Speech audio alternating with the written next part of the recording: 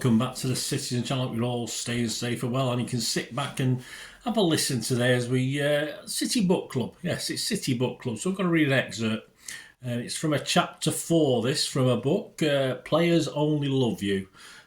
This is, of course, Rodney Marsh. We're going to look at Priceless by Rodney Marsh. Obviously, we're going to look at a City segment. Yes, I'm not going to bore you with QPR and. We'll give America a mention because that's all to do with what we're reading out today. But we're going to look at from the start of the 75-76 season and the start of the finish. Just a little excerpt from that chapter and about his troubles with the management and even some of the players, unfortunately, at City at the time. And Mr. Rodney Marsh does not mince his words, so please enjoy this, guys.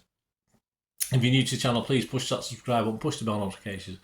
Everything City past like this, City present, lots of different things on the channel, of course. Very eclectic mix of stuff on City, so hope you enjoy it. Spread the word if you can, guys, you're much appreciated. Let us know your comments, let us know your memories, of course.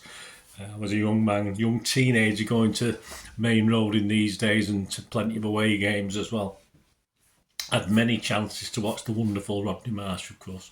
So please join me as you look back. And if you can give us a thumbs up, guys, give us a like, that'd be much appreciated. Right. So we'll play chapter 4. As I said, Players Only Love You. We get to the stage when he's talking about the start of the 75-76 season. Dennis Stewart and Joe Roll arrived at Main Road, and with them on board, we played some great football at times with plenty of goals. Although we were battering sides, we weren't as consistent as we should have been, and it led to some strong words from Buck and McFarlane. Yes, of course, but McFarlane was Tony Buck's coach at the time. I didn't feel it was all the players' fault. I felt the messages from the management team undermined confidence on the pitch. There didn't seem to be any direction or guidance, no plan whatsoever. Early in the season, we beat Norwich 6-1 in the League Cup. Dennis Stewart was outstanding. Then I got the winner with a diving header in a 3-2 result at Highbury. Yes, I remember it well. We didn't win there very often. Not long after that, we found ourselves a goal down in a league game against Norwich. And what I did towards the end of the game, he was captain at the time, of course, at this point in time. And what I did towards the end of the game was beginning at the end, with a few minutes left, we got a free kick just outside their box. I told our big centre-half, Dave Watson, to go up for it. As he did, I could hear Buck and McFarlane shouting for Watson to stay back. I couldn't believe it. Today you see goalkeepers going forward in situations like that. What have you got to lose? Fuck him, I said. Get on up there, David. He scored an equaliser from the free kick with a magnificent diving header. David was always capable of doing things like that. I couldn't understand why those two twerps running the team had argued with me in the first place. Predictably, it led to a big bust-up with Buck and McFarlane in the dressing room afterwards. I thought, how dense can you two get? My decision had been proved correct, and at least we had a point. The following week, we played Burnley off the park at home and ended up with a 0-0 draw on the pitch. I'd had a fun day, really enjoyed myself. The points could have been in the bag, but for some dodgy decisions. Afterwards, Ian McFarlane made a complete clown of himself. He stood there ranting and raving, making no sense whatsoever at times. Dennis Stewart told him to calm down. Don't lose your rag, Ian. It's still a good point, he said. McFarlane launched a left hook at Stewart, knocking him completely off his feet. That's when I was convinced everybody had lost the plot. Somehow the press found out about the punch-up between McFarlane and Stewart, and the newspapers the following day were full of it. The next week, the chairman, Peter Swales, called me into his office. Rodney, he said, as a captain, I want your honest opinion about Tony Buck and Ian McFarlane. So I told him, if you want my honest opinion, I'll give it. They're both fucking useless. Just after that meeting, Tony Buck called me into his office. If you think I'm effing useless, he said, it's not going to work. Do you want to take it back? No chance, I said. In fact, thinking about it more, you're not that good. And that was the end of my Manchester City career. I was immediately transfer listed, ordered to train with the kids and injured players, and never pulled on a City shirt again. It was a tragedy that within weeks of me being transfer listed, Colin Bell suffered the horrific knee injury that eventually ended his career. City lost two of the most influential players in a very short space of time. The experience was soul-destroying. 1 minute I was captain of Manchester City and a hero. The next I was changing with the juniors who only days before had been asking for my autograph. It was humiliating. I felt as if I was on the scrap heap. It was the lowest point in my career. I will never forget the way Tony Buck treated me. I will never forgive him either. What mucked me up psychologically was that nobody except a few close friends stood by me. That really hurt. At times like that, people show their true colours. Willie Donachie, Franny Lee, Joe Royle and Asa Hartford did and are good friends to this day. The supporters were nothing short of great. Some of them erected huge banners and signs asking why I wasn't in the team. There were even protest demonstrations outside Main Road Stadium entrances years later.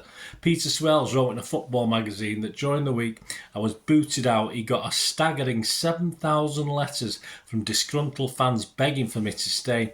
Why on earth he didn't say so then beats me. As the weeks drifted on, I was getting lower and lower emotionally. It must have been a real pain to be around, but I was confused. I couldn't understand why I was being treated in that way. Every player knows when they're past it, believe me, but before the bust-up, I'd been playing some of the best football of my career. I was at my peak, brimming with confidence. Buck and McFarlane knocked that out of me in a few moments. 4 or 5 teams did come in for me, Belgian side, Anderlecht, Aston Villa, Crystal Palace, Birmingham, amongst others, but I just didn't want to go to any of them. I thought if I kept hanging on, things would turn around, but they never did. Towards the end of the year, I went to Ireland for 6 guest appearances for Cork Hibs. They had offered me £600 a game with the whole amount in cash up front. It was more money than they later paid Bestie to turn out for them. When the Cork chairman picked me up from the airport for the first match, I politely asked about my money. He said there's no problem, he would give it to me when we got to the ground. So after meeting the other players and going through the pleasantries, I reminded the chairman of his arrangement, but nothing was forthcoming. So I refused to get changed. 10 minutes before the kick-off, the chairman came back into the dressing room, and when he saw me still sitting there in my suit, he got into a bit of a panic. I had to remind him that a deal was a deal. Within minutes, he had handed me a shoebox full of Reddies. There you go, Rod, he smiled, happy to oblige. Only when I was lying up ready to go out on the pitch with the box in my hand did it dawn on me how dumb I was. There was nowhere in the dressing room where I could lock the money, and I couldn't take it with me. Red-faced, I approached the chairman and asked him if he would mind looking after it until the game had finished. We both saw the funny side, and it was the first time I'd laughed in weeks. Back in Manchester, I was no better. I should have been able to deal with it, but at the time it was easier said than done. Captain of one of the biggest clubs in the country 1 minute, and the next I didn't exist. I suppose I'd contributed to the situation by pushing things too far, testing Buck and McFarlane so that they came back and completely slaughtered me in the way they did.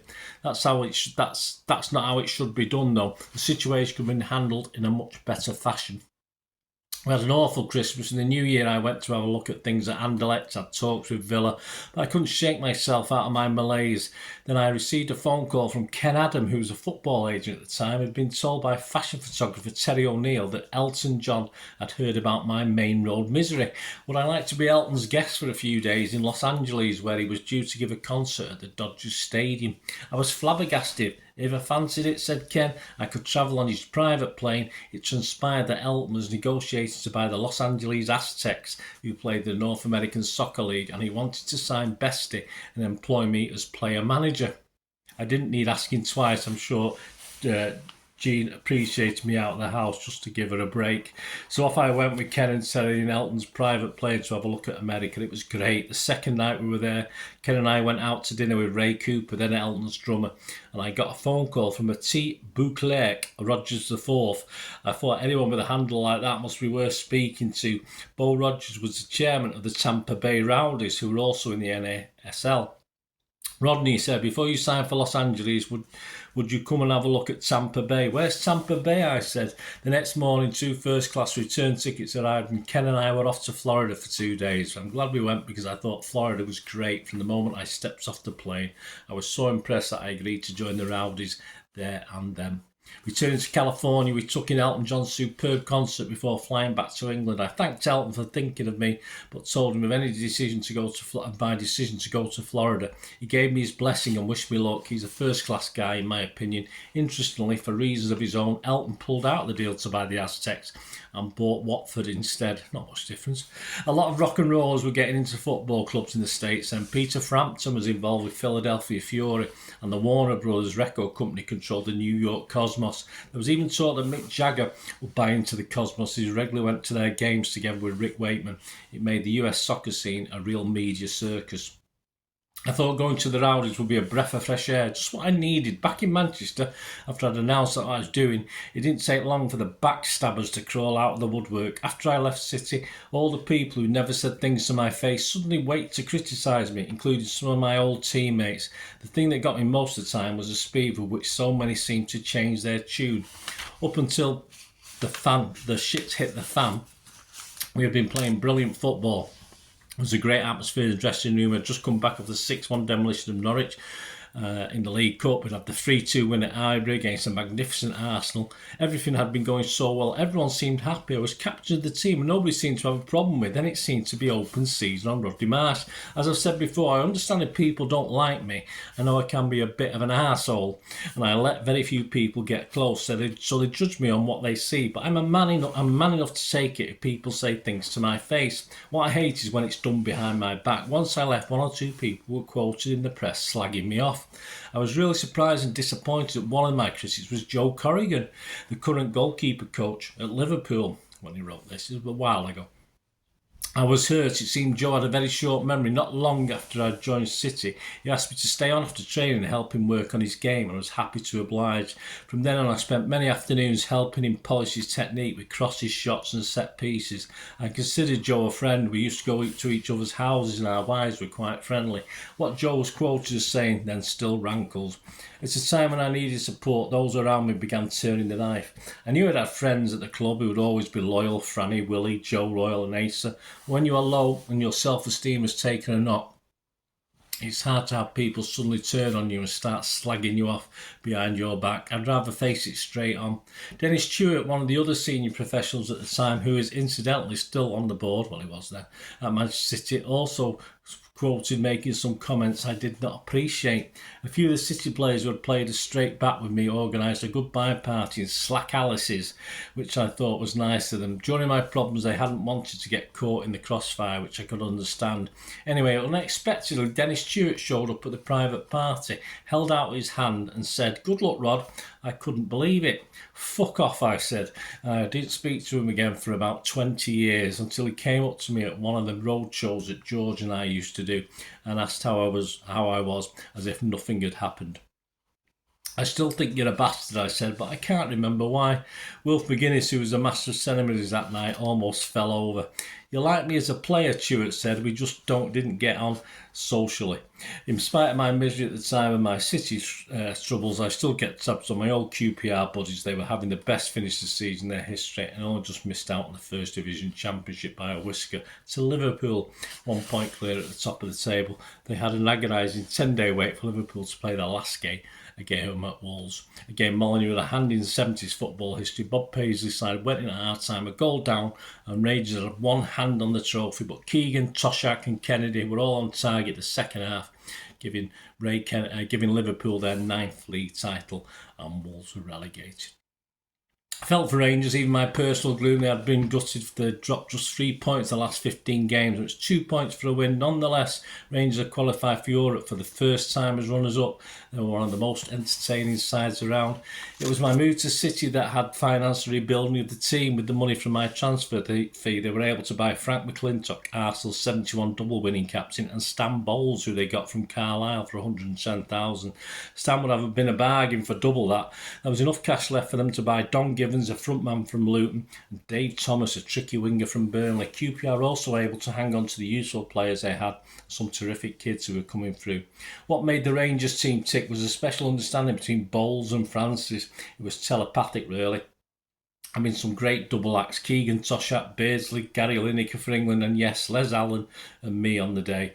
But there haven't been many better than Stan and Jerry.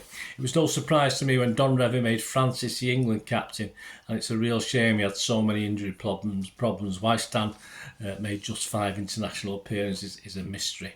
My parting shot before flying from England to Tampa made all the newspapers. Before boarding the flight, I said that football in England had become a grey game, played on grey days by grey people. As the plane taxied to the runway, it was raining heavily. Depression is a strange animal. Before Manchester City treated me in the way they did, I had not known what it was like. I didn't know what it would take a few years to flush it out of my system. I didn't know that it would take a few years to flush out my system.